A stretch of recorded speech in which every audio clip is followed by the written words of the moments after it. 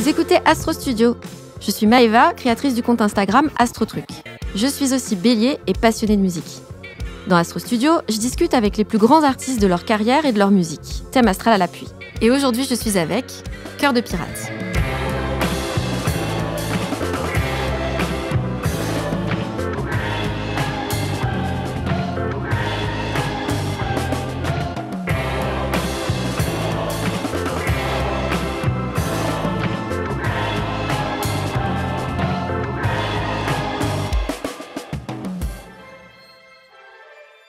Salut Cœur de pirate. Salut.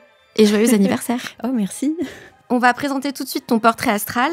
Tu es né le 22 septembre à Laval, au Québec. Tu es vierge ascendant Verseau et nous allons un peu parler, entre autres, de ta Vénus, The Panic in Central Park, ta Lune, Coming Home, ta Pluton Pokémon et de ton ascendant, I'm Not Okay. Alors, je sais, for a fact, que tu es un petit peu familière avec l'astro. Et j'ai des preuves à l'appui, puisque je suis une grosse fouineuse. Sur Twitter, les gens, rien. Moi, bon, ça y est, ma mère a retrouvé mon bracelet de naissance et je suis toujours ascendant Verseau et non Capricorne. Quelle saga tout de même. J'ai eu un petit stress quand même. T'as eu peur? J'ai eu un petit... Ouais, parce que ça redéfinissait tout, en fait. Toute ta life. Moi, je suis ascendant Capricorne, donc j'ai compris ton struggle. Tu peux nous dire un petit peu ce que c'est ton rapport avec l'astrologie? En fait, j'ai commencé à m'intéresser à l'astrologie, je pense, quand ça a commencé à mal aller dans ma vie. Et je pense que c'est le cas pour tout le monde. On essaie de trouver des réponses dans les choses qu'on ne comprend pas. Et je me suis tournée vers l'astrologie parce que, voilà, je vivais des trucs terribles avec des garçons, les filles. Bon, bref, ça allait pas très bien du côté amoureux. Donc, vraiment, je me suis dit, il doit y avoir un truc qui explique tout ça. Et l'astrologie, c'était un peu ma réponse à tout ça pendant un petit moment. Alors maintenant, je sais que c'est pas... Hein, le problème, c'est nous, hein, c'est pas tant l'astrologie.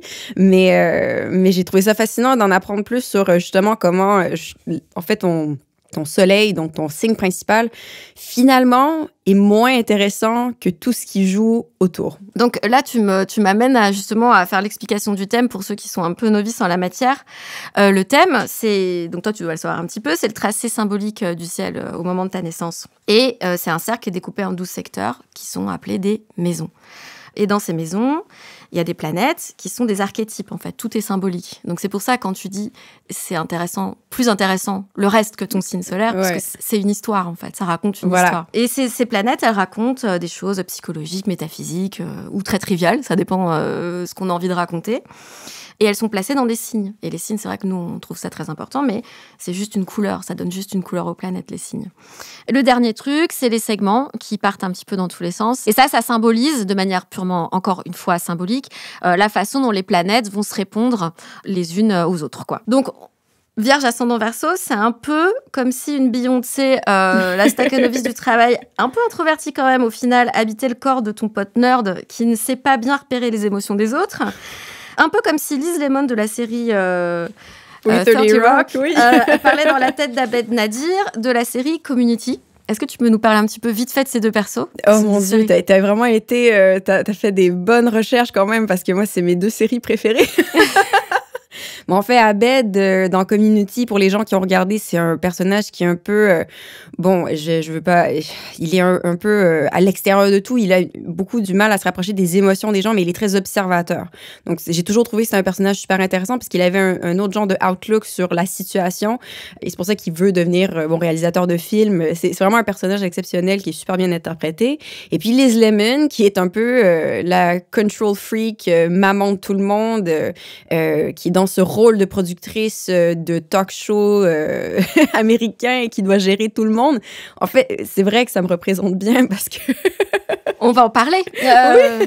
Donc la Vierge Liz Lemon et Abed qui est un peu ce Verseau qui met les émotions à distance.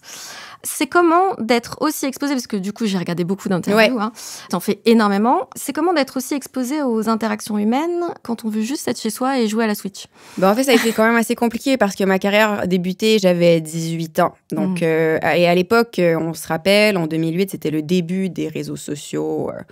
Bon, on n'était pas trop exposé sur l'Internet, donc je n'arrivais pas à quantifier mon succès. Donc, je me suis retrouvée dans l'œil du public très rapidement, mais je n'étais pas capable de m'en rendre compte tout à fait. Donc, Donc, des fois, j'étais dans la rue et les gens venaient me voir. Et à l'époque, il y en avait un petit peu plus. J'étais un petit peu plus populaire, voilà. Les gens venaient me voir pour prendre des photos et je comprenais pas. Je comprenais pas parce que toute ma vie, j'ai été un peu mise à l'écart. J'étais très, justement, un peu un ovni et tout. Je répétais mon piano tous les matins. Bref, j'étais pas très populaire comme fille. Donc, tout d'un coup, d'avoir cette popularité, c'était surprenant. Et ça a été assez difficile à gérer quand même. Donc, j'ai eu un overload, tout ça. On a un vrai salade tomate oignon en maison 8. Soleil, Mars, Mercure. C'est être, agir et parler. Dans la maison de Beetlejuice, donc c'est un film de Tim Burton, pour ceux qui n'ont pas la ref, là où il faut se confronter à ses fantômes et passer par toutes sortes de transformations. Ton premier album, donc justement, c'était en 2009, je ne me trompe pas. Depuis, tu peux nous dire un petit peu vite fait les métamorphoses liées à tes albums. Par quelle métamorphose t'es passée? T'es pas obligée de tous les faire, mais... Non, mais je pense qu'il y a eu un début, forcément, où t'as la naïveté, t'as le truc où vraiment, t'as la création naïve, où est-ce que tu y vas, tu te lances dedans. Et après, bon, quand tu fais face au succès et à toutes ces choses qui arrivent et qui sont super bénéfiques pour toi, et la pression aussi ressentie de faire quelque chose de bien pour plaire aux gens, évidemment, parce que, bon, à l'époque, j'étais plus jeune, donc ça m'importait beaucoup ce que les gens pensaient de moi. Ouais. En fait, au moment du deuxième album, parce que je pense que c'est là que ça a été assez définitif pour moi, j'ai vécu beaucoup d'insécurité, beaucoup d'angoisse. La pire année de ma vie, en fait. L'année 2011. Il doit y avoir un transit quelque part qui l'explique, tout ça. J'imagine. Des petites rétrogradations qui vont bien. Et genre, il y a eu 24 éclipses dans cette année. Bref, tout ça pour dire que c'était pas une très belle année pour moi. Et j'ai eu une grosse remise en question. J'ai sorti Blonde. Et après, j'ai eu ma fille. Donc, bon, après, au moment où j'ai eu ma fille, là, les albums se sont enchaînés normalement, mais ça a été vraiment comme un début de carrière, donc un vrai changement dans ma vie, pour après se suivre avec un autre gros changement dans ma vie, à l'âge de genre 22 ans. Donc, ce fut un peu intense, je pense, au début. Pourquoi c'était la pire année de ta vie? Eh bien, je venais de vivre un pic, dans le sens que j'avais gagné les victoires de la musique, j'étais genre au top de ma popularité, sans encore une fois trop comprendre ce qui m'arrivait, parce que bon, j'étais toute fraîche dans ce monde, et voilà. Et je venais de vivre des ruptures assez intenses. Je m'étais liée d'amour avec un Verseau, justement, une personne qui vivait ses propres trucs. Et ça m'a vraiment grugée. Je pense que je vivais beaucoup de questionnements par rapport à la notoriété, à mon art et tout, comme pourquoi tout ça m'arrivait, beaucoup de syndrome de l'imposteur.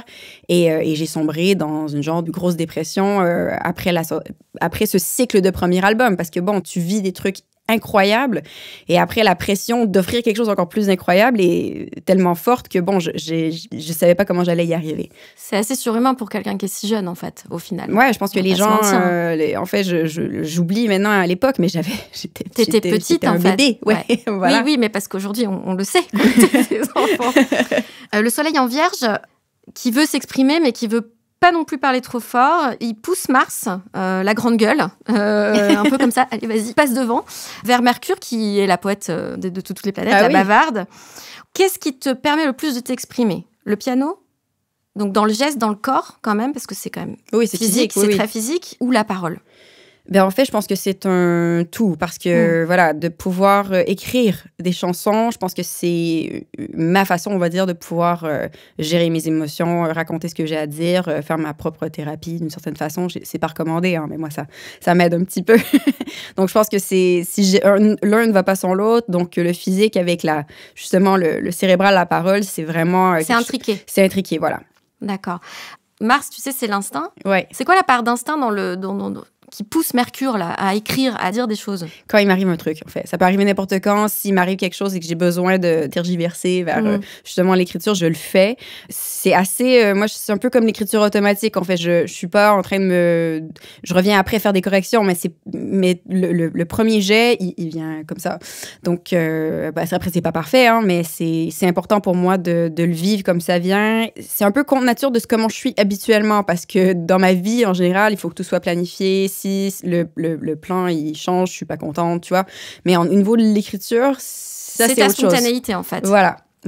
On a Mercure, le poète, dans la maison des métamorphoses, la maison 8, qui est hypé par Mars, qui le chauffe, qui le pousse un petit peu à écrire. Et tout ça avec l'énergie de la balance. Et la balance, c'est la Kim Kardashian du Zodiaque, qui ne fait rien au hasard. Tout doit être parfait, comme on disait il y a 2 minutes. Et ici, on serait un petit peu plus sur une Kim Kardashian qui se lance avec toute l'énergie dont elle est capable dans la psychanalyse. Donc, à travers tes paroles, mais aussi dans tes interviews, tu abordes des sujets que les artistes francophones mainstream, Ouais. très populaires, auxquels ils n'ont pas du tout envie de se frotter. Que ces artistes populaires-là, ils vont pas trop aller dans ces zones-là. Tu chantes des choses assez dures parfois. Je pense à certaines chansons de l'album En cas de tempête, ce jardin sera fermé. Comme la chanson de Honte et de Pardon, où je veux rentrer. Il y a aussi tes prises de parole publiques. Là, on est dans l'intime qui est très politique, en fait, parce que tu racontes l'intime. Tu peux nous parler un petit peu plus de ce que tu as envie de transmettre en disant tout ça? En fait, j'ai commencé à m'exprimer sur le sujet quand moi-même, j'ai vécu des... je sais pas si je pourrais appeler ça des injustices, mais on va dire, j'ai vécu beaucoup de sexisme dans ma carrière, dans les entrevues que j'ai faites, dans ma vie. Et quand j'ai commencé à le subir, et puis dans ma vie perso aussi, j'ai vécu des choses qui étaient assez... pas OK. Pas OK. En fait, ça sert à rien d'avoir une plateforme si tu peux pas l'utiliser à bon escient pour pouvoir justement aider les autres. Pendant longtemps, je voulais pas trop politiser. J'étais genre un peu comme, tu sais, non, je veux pas trop parler de ça. J'ai pas la colonne pour le faire. Et puis plus ça va dans ma vie, j'ai une fille maintenant, j'ai un garçon aussi. Il faut qu'ils grandissent dans un monde où les choses changent. Je pense que ça commence à se faire. Et aujourd'hui, les artistes prennent plus la parole. Et on va dire, grâce aux réseaux sociaux, ils ont ce moyen, justement, de pouvoir s'exprimer, pas juste par les journalistes et tout. Donc, ça, c'est pas mal. Mais oui, quand je l'ai fait, je me suis dit, il faut que je le fasse parce que sinon, ça sert à rien. C'est du gaspillage de pas pouvoir en parler et de peut-être faire une petite différence. Voilà. T'as utilisé ton temps de parole, quoi. Voilà. Au sommet de ton thème, il trône Vénus, Vénus la brillante, la papesse de la créativité en amour ou en art. Et elle est dans le signe du Scorpion, qu'on ne présente plus. Non. C'est le gothique du zodiaque. Et sa symbolique, c'est creuser pour trouver tout ce qui ne va pas. Parce que pourquoi aller bien quand on peut aller mal? J'ai parcouru ton compte Twitter. Moi, j'ai mon milieu du ciel en Scorpion, donc je suis une enquêtrice née, une énorme farfouilleuse. Et j'y ai vu une référence qui entre en résonance avec cette Vénus et qui m'a beaucoup parlé à moi. Oui. C'est un épisode de la série Girls. Alors, Girls, la série n'est pas parfaite. Il y a plein de choses à redire. Mais bon. Et c'est un véritable morceau de bravoure, cet épisode. C'est The Panic in Central Park. Quel épisode, quand même. Tu te souviens de cet épisode? J'en ai encore des frissons, en fait. Ah ouais? Ouais. Et tu peux nous expliquer un peu ce qui se passe, ou tu veux que je le fasse, ce qui se passe entre Marnie et Charlie? C'est Marnie et Charlie, ouais. Pour les gens qui ont vu Girls, Marnie est un personnage, on l'aime ou on l'aime pas, là, mais c'est le personnage, je pense, qui a le plus de croissance au niveau du storytelling de cette série, donc ça, c'est quand même pas négligeable. Autant les autres régressent, elle a un vrai, on va dire, un certain glow-up d'indépendance, donc ça, c'est pas mal. Et puis au début de la série, elle sort avec un mec qui a une petite start-up et tout, qui est très, très successful, donc il y a beaucoup, beaucoup de succès. Et elle le revoit plusieurs saisons plus tard, où il a complètement changé, en fait, où ils retrouvent leur espèce d'intimité qu'ils ont dès le départ, en fait. Mais lui, il a changé, mais elle comprend pas tout à fait pourquoi, pour finalement se rendre compte que, je vais pas spoiler quoi que ce soit, mais il a des problèmes de consommation et tout.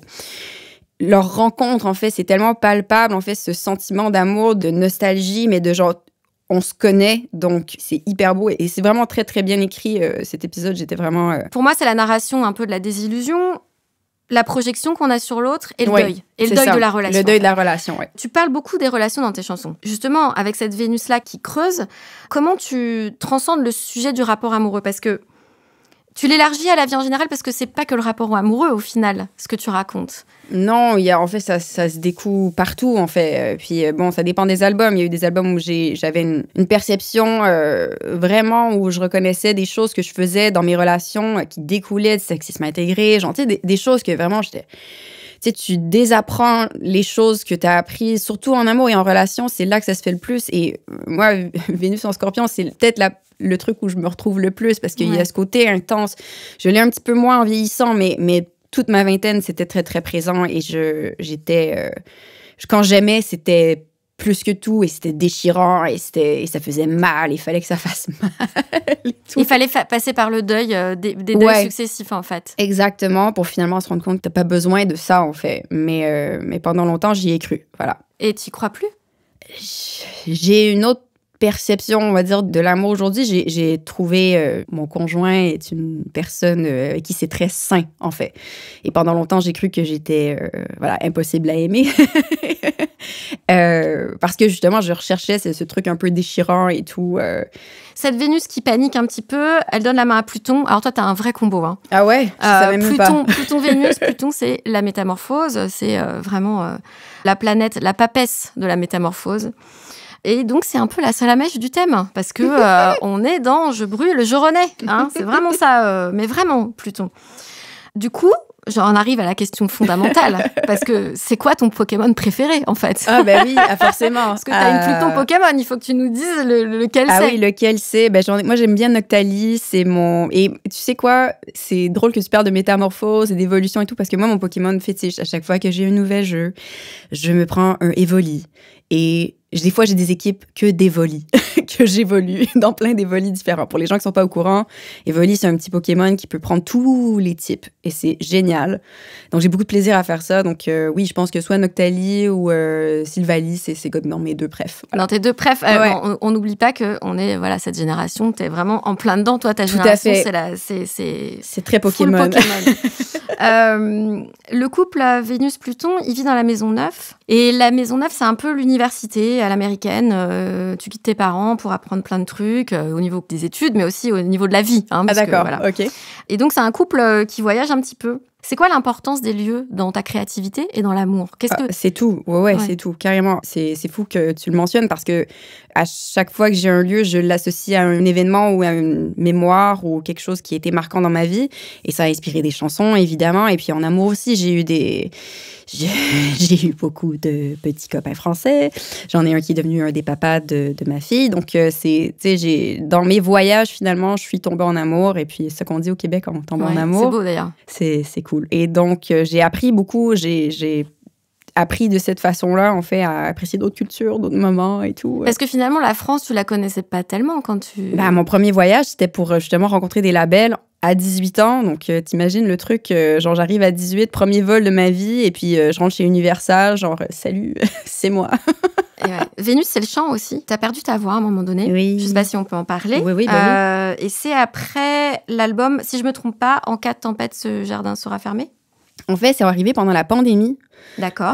Donc oui, évidemment, après cet album. Pendant la pandémie, en fait, un jour, je pense que j'ai dû faire un concert trop rapidement après avoir pas chanté pendant des mois parce qu'on chantait plus du tout pendant des mois, c'est ça. Oui. Et donc, j'ai refait un concert et je me suis blessée. Et puis, mais je pense pas que je suis la seule, on va dire, athlète ou musicienne et tout à qui c'est arrivé parce qu'on était tellement habitués à faire des concerts que tout d'un coup, dès que ça reprend, on se blesse. Et j'ai eu un polype hémorragique et j'ai dû me faire opérer et tout. Mais ça m'a interpellée parce que ta voix, tu l'as perdue après cet album où tu disais des choses assez difficiles. Ouais. Du coup, moi, j'ai vu que tu avais fait cet album qui s'appelle Les Perséides, si je me trompe pas. Oui. C'est juste au piano. Ouais. Je trouve que c'est un album absolument magnifique et dans lequel tu nous fais voyager à travers le Québec. Ouais.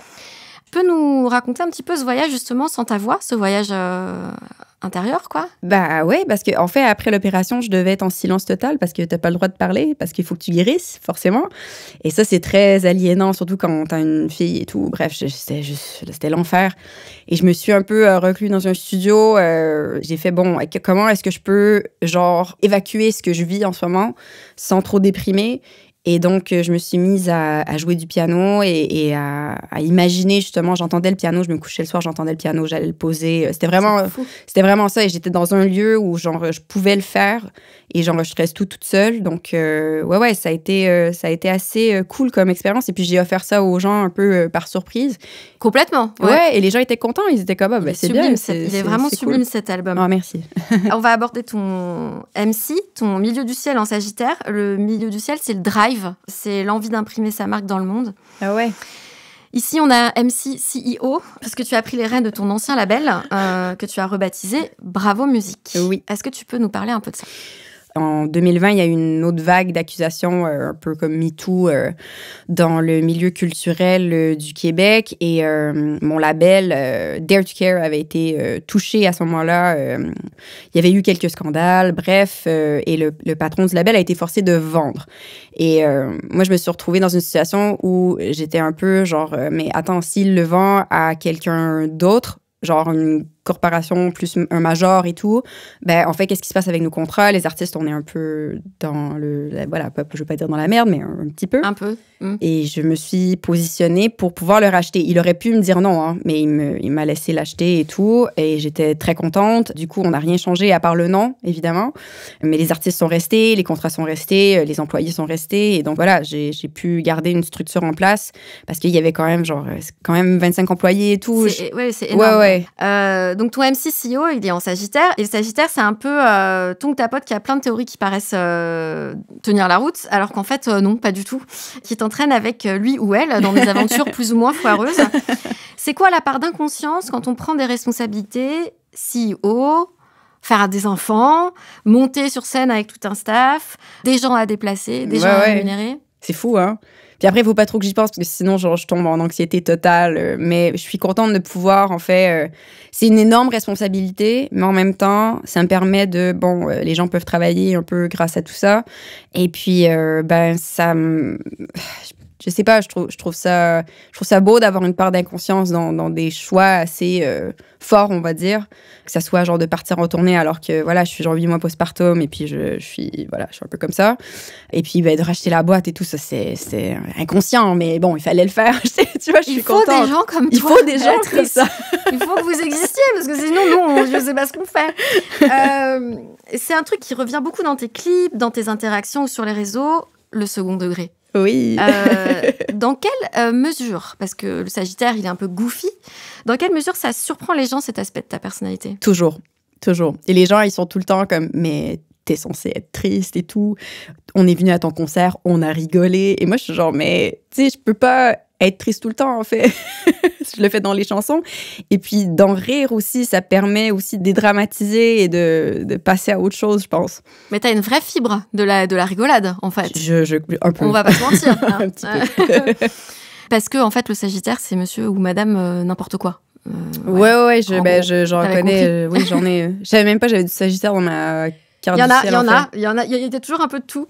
On arrive à ton ascendant Verseau, parce qu'il faut quand même en parler, qui cherche toujours à faire compliqué, car pourquoi faire simple? Dans l'album Blonde, il y a une chanson Verseau, donc tu m'as dit tout à l'heure que c'était une réminiscence du passé, oui. Qui dit Verseau, Verseau, tu brises mon cœur, Verseau, Verseau, je sais qu'on a peur. Tu parles à une tierce personne, mais dans quelle mesure aussi, dans tes chansons, tu te parles à toi? Parce que ton Verseau, c'est ton ascendant. C'est toi aussi. Je le savais pas à l'époque. Hein. J'étais pas au courant de tout ça à l'époque. Non, mais je pense que j'ai encore du mal à comprendre le sens de l'ascendant, en fait, dans la carte du ciel. Parce qu'il y a des parties de moi... En fait, je pense, forcément, je pense que je dois avoir beaucoup de Verseau dans ce que je fais, dans ce que je suis et tout, mais je me rends pas trop compte. Mais je pense que c'est... Maëva, explique-moi qu'est-ce que ça fait, on fait l'ascendant. En fait, si tu veux, quand tu dis ça, c'est aussi la question de se dire quand on a une relation avec quelqu'un et qu'on projette des choses sur ces gens, oui. Dans quelle mesure on se projette soi, en fait?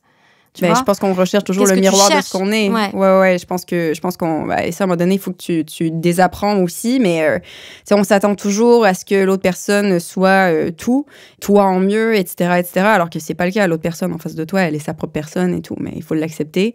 Et je pense que c'est... Désapprendre tout ça, ça prend un temps fou. Bon moment quand même. Ouais. Alors, cet ascendant Verseau, il est un peu nerd. Il aime les trucs d'Internet, les jeux vidéo, les références pop obscures. Et je pense au clip entier de Ne m'appelle pas, dans lequel il y a les références à Sailor Moon ou à American Beauty. Et c'est lui qui t'a fait fredonner I'm Not OK du groupe My Chemical Romance. Est-ce que tu peux expliquer... Enfin, ça, c'était pendant ton adolescence. Est-ce que tu peux expliquer un petit peu l'émo-corps à des gens? Ah oui, alors... Des gens qui sont nés après nous. Qui sont nés après nous. Alors, les enfants. Entre les années, on va dire, 2003 à 2000... en fait, ça continue encore aujourd'hui, mais le core, on va dire, de tout ça, c'est vraiment 2003, je pense, à 2011. Je pense que le gros, c'était là. Et il y a eu quelque chose qui s'appelait le emo. Et c'était un style musical où... il y avait plusieurs déclinaisons de ce style musical-là, mais des fois, les gens criaient. Hein, ils criaient, ils chantaient, criaient. Et nos parents étaient dégoûtés parce que s'accompagnait de tout ça des modifications à notre corps. Donc, on se faisait percer, on se faisait des tatous, on se faisait des cheveux pas possibles. Moi, j'ai brûlé la moitié de ma tête avec une coiffure à la Cruella de Vil. Bref, j'en saute des étapes. C'était une époque formidable. C'était toute une époque formidable. Et c'était pour les gens, je crois, qui se sentaient un peu externes, un peu... voilà. Parce que, il faut le dire quand même, l'emo-core, c'est la version émotive du hardcore, voilà. Qui est une musique post-punk très, très brutale. Très, très brutale. Voilà. Là, il y avait le côté lyrique qui se rajoutait. Voilà. Mais on écoutait quand même du hardcore aussi, parce que il fallait rester un peu crédible. Il fallait se dire, bon, on écoute quand même les trucs un peu durs. Et puis les gens, ils allaient dans les concerts, ils allaient mocher. Hein. Maintenant, les gens mochent sur du Machine Gun Kelly. Hein. C'est pas ça. Ça peut, mais c'est plus ça. Si tu devais composer un nom de groupe emo parfait, qu'est-ce que tu choisirais? Alors, je sais que tu as eu un groupe. Oui, j'en ai eu un. Et est-ce que tu peux nous dire quel était le nom de ce groupe? C'était le nom parfait. C'était December Strikes First. Voilà, parce qu'il faut toujours choisir un mois. Un mois et une action.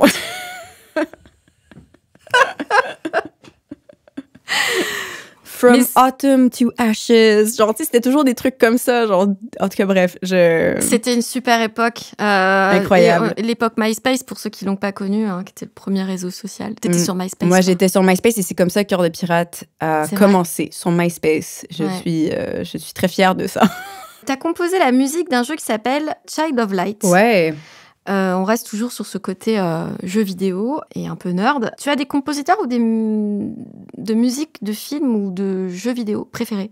Ouais, en fait, j'en ai un spécifiquement qui s'appelle Austin Wintory, qui a fait la musique de Journey, qui est un jeu très méditatif et tout, qui est quand même assez cool.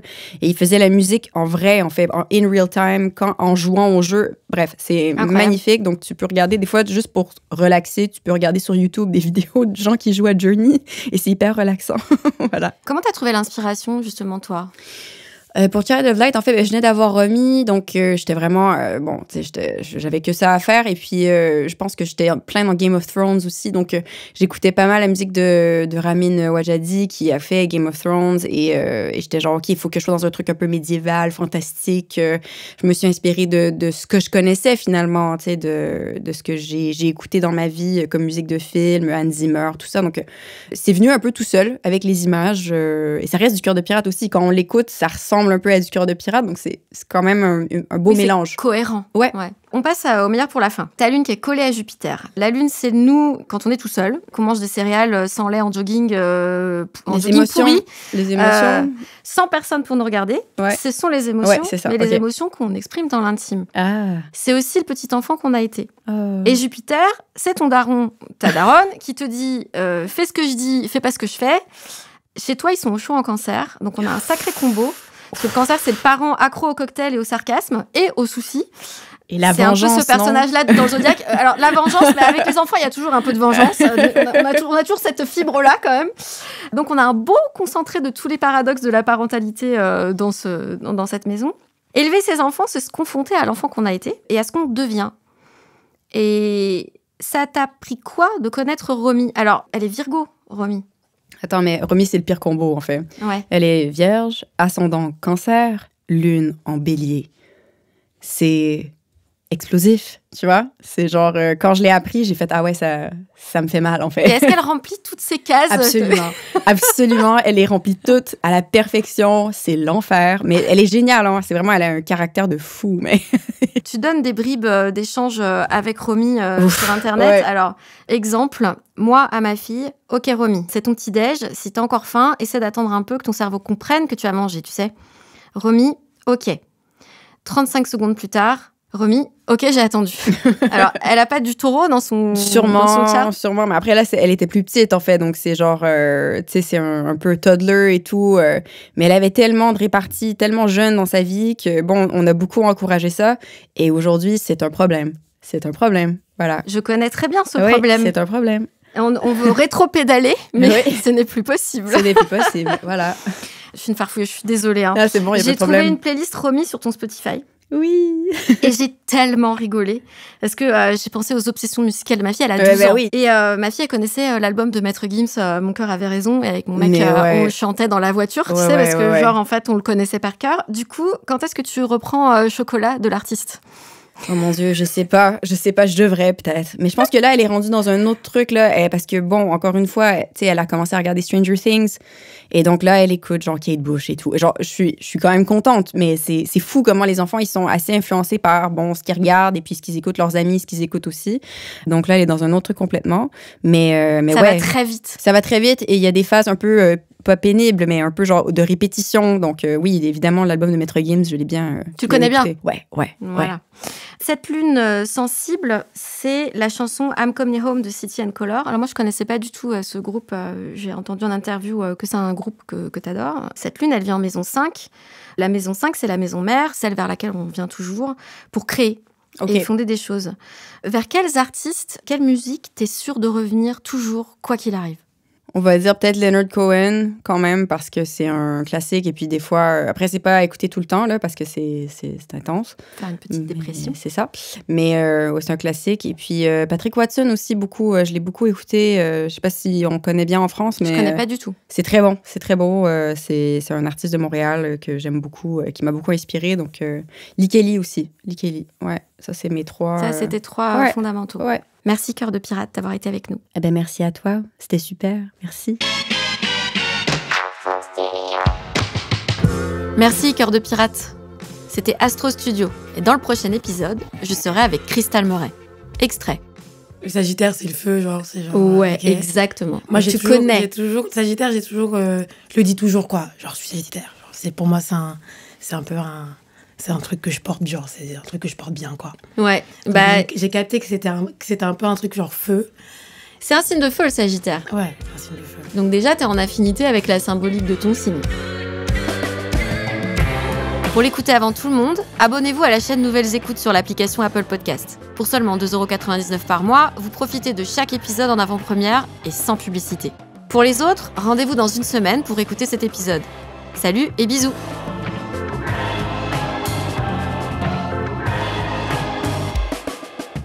Astro Studio est une production Nouvelles Écoutes, présentée par Maëva Stéphane-Buny, produite par Julien Neuville, montage par Ashley Tola, prise de son et mixage par Adrien Beccaria au studio L'Arrière-Boutique, chargée de production Ashley Tola, directrice artistique Aurore Mailleux, directrice des productions Marion Gourdon, directrice générale adjointe Nora Issem.